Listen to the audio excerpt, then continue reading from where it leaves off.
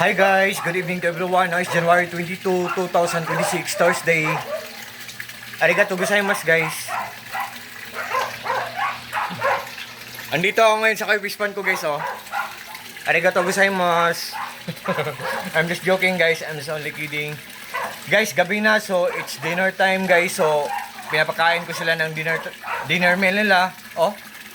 Look at them guys, oh, they are still eating guys. Oh, hindi pa naubos ang mga pagkain nila. Oh. Ito po ang mga pets ko guys, mga koi fishes. At ito po ang pond ko guys, maliit lang. Simple, small, but terrible, yan. And by the way guys, hello pala sa mga fish keepers dyan. Good evening, and happy fish keeping. Oh, look at my koi fishes guys, oh.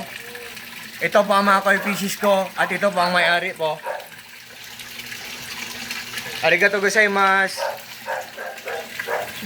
Guys, ito ang filtration system ko, pinaglass ko para magandang tingnan, pinawilding ko para maghang, para mas lalong magandang tingnan. At sa video kong to guys, i-flex ko ang UV light ko. Yan. Malaki na UV light at saka maliit na UV light. Yan. Ang purpose ng UV light guys, pinapalinaw niya ang tubig sa aquarium at sa pond. Oh, ang linaw-linaw ng tubig oh.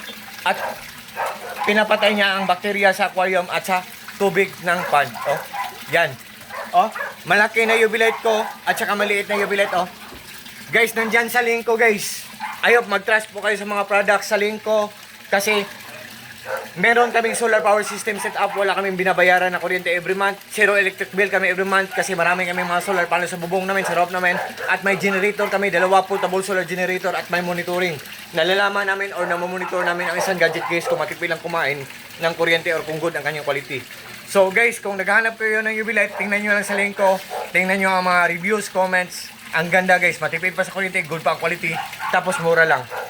To all my friends, thank you so much po sa trust po at sa suporta. Good evening and happy fish keeping. Peace, bye-bye at God bless po sa ating lahat or God bless us all and that's all. Arigato gozaimasu.